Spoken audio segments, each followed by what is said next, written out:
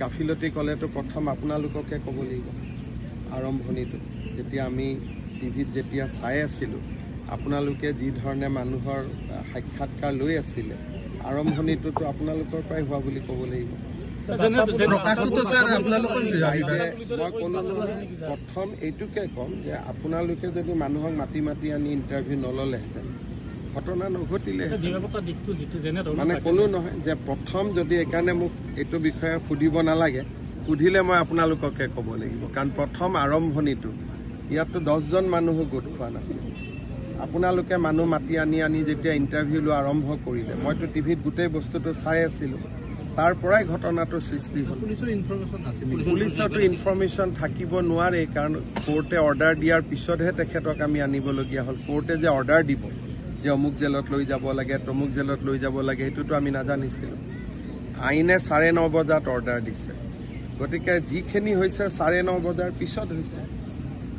গতিকে প্ৰথম যদি জুডিচিয়েল ইনকুৱাৰী হয় প্ৰথমটো আপোনালোককে সুধিব যে আপোনালোকে যিখিনি মানুহক গোটাই উত্তেজিত কৰি যিটো ইণ্টাৰভিউ লৈ আছিল কিন্তু এইটোলৈকে আমি যাব খোজা নাই সংবাদ আপোনালোকে লাষ্টত আপোনালোকে দলঙৰ তলত সোমাবলগীয়া হ'ল আপোনালোকৰেও শিলৰ পৰা আপোনালোকেও নিৰাপত্তা নোপোৱা হ'ল আপোনালোকৰ গাড়ীও জ্বলাই দিলে সেইকাৰণে মই ভাবোঁ যে এতিয়া আমি কোন দোষী কোন নিৰ্দোষী যোৱাৰ কাৰণে মেজিষ্ট্ৰেট ইনকুৱাৰী হ'ব তেওঁ চাব কিন্তু প্ৰথম অৱস্থাতো ইয়াত একো নাছিলে গতিকে গোটেইখিনি আপোনালোকে জানে আপোনালোকে মোক সোধাতকৈ আপোনালোকে নিজেই জানে কি হৈছিল মানে অনুৰাগীসকলক গমটো কোনে দিলে অনুৰাগীটো আমিও অনুৰাগী আপুনিও অনুৰাগীতো কোনো কথা নাই কিন্তু ন্যায় বিচাৰিছে ন্যায় বিচাৰাৰ কাৰণেতো মানুহক জেলত ৰখা হৈছে আচলতেতো আদৰণিহে জনাবলগীয়া কথা আছিল যে তেখেতক জামিন নিদি জেলত দিয়া হ'ল কথাটো প্ৰচাৰটোৱে ভুলকৈ হ'ল নহয় যে এজন অভিযুক্তই 15 দিন লকআপত থকাৰ পিছত ইউজুৱেলি কোৰ্টে জামিন দিয়ে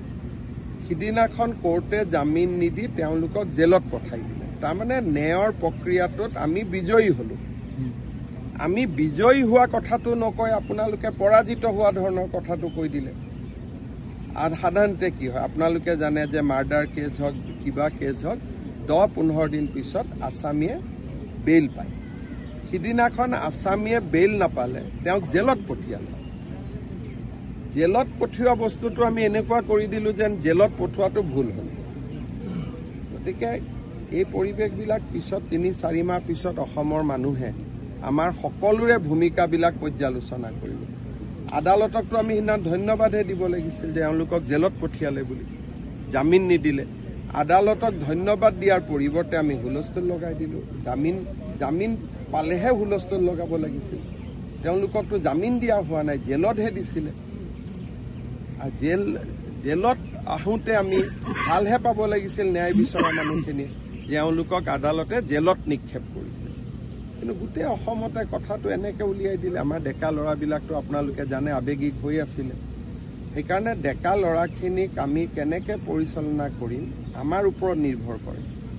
আৱেগিকটো আমি কৰিব পাৰিম কিন্তু আজি যি 2জন ল'ৰা আক্ৰান্ত হৈ আছে মাক দেউতাকৰ কষ্টটো আমিতো উত্তেজিত কৰাসকলে বুজি পোৱা নাই মাক দেউতাকেহে বুজি পাই আছে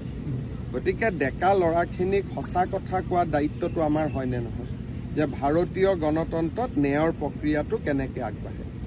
পুলিচে ইনভেষ্টিগেশ্যন কৰে চাৰ্জশ্বিট দিয়ে কোৰ্টে বিচাৰ কৰে কোৰ্টে শাস্তি দিয়ে কিন্তু আমি মানুহখিনিক ন্যায়ৰ প্ৰক্ৰিয়াটো বুজাই দিব লাগিবনে নাই আজিতো গাঁৱৰ ৰাইজে তেওঁলোক কোনো মই নাভাবোঁ যে কোনোবা কলেজৰ প্ৰফেচাৰ কিন্তু গাঁৱৰ মানুহেতো ক'লে যে কাৰ্যপালিকা ন্যায়পালিকা তাৰ যিটো স্তৰ আছে সিদিনাখন মইতো টিভিত দেখি আচৰিত যে মই ভাবিলোঁ জামিন হৈ গ'ল নেকি মই ফোন কৰি আছোঁ ইমান হুলস্থুল কৰি আছে এওঁলোকক জামিন দিয়া হ'ল নেকি পিছত গম পালোঁ জামিন দিয়া হোৱা নাই জেলতহে দিছে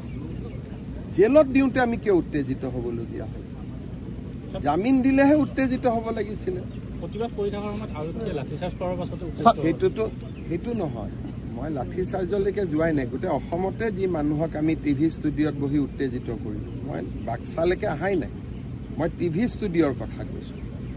যে টিভি ষ্টুডিঅ'ত বহি থকাসকলে ভাবিলে যে জামিন দিয়া হ'ল জামিনটো দিয়া হোৱা নাই জেলতহে পঠোৱা হ'ল জেলত পঠালে উত্তেজিত কিয় হ'ব? জামিন দিলেহে উত্তেজিত হ'ব।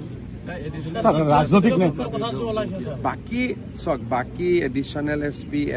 গাঁৱৰ ৰাইজেতো একো কোৱা নাই, আপোনালোকে কৈ আছে। সেইটোৱে পাৰ্থক্য, গাঁৱৰ ৰাইজৰ যিটো পৰিৱেশ আৰু আপোনালোকৰ পৰিৱেশ দুইটা আকাশ পাতাল। এতিয়া গাঁৱৰ ৰাইজেতো পুলিচ প্ৰশাসনক ভূয়সী প্ৰশংসা কৰিলে, কিন্তু আপোনালোকে বেলেগ প্ৰশ্ন সুধি আছে। এইটোকে যোনে মোৰ লগত ভিতৰত আছিল, ভিতৰৰ পৰিৱেশটো সম্পূৰ্ণ বেলেগ, আপোনালোকৰ লগত পৰিৱেশটো সম্পূৰ্ণ বেলেগ। মই নাজানো, কিন্তু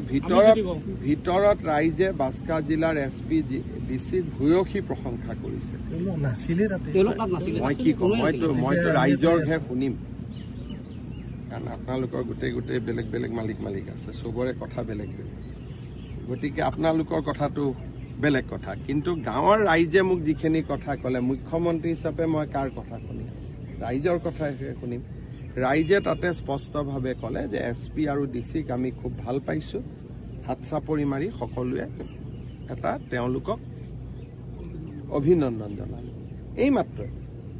1 মিনিট পিছত আপোনালোকে বেলেগ প্ৰশ্ন সুধি আছে।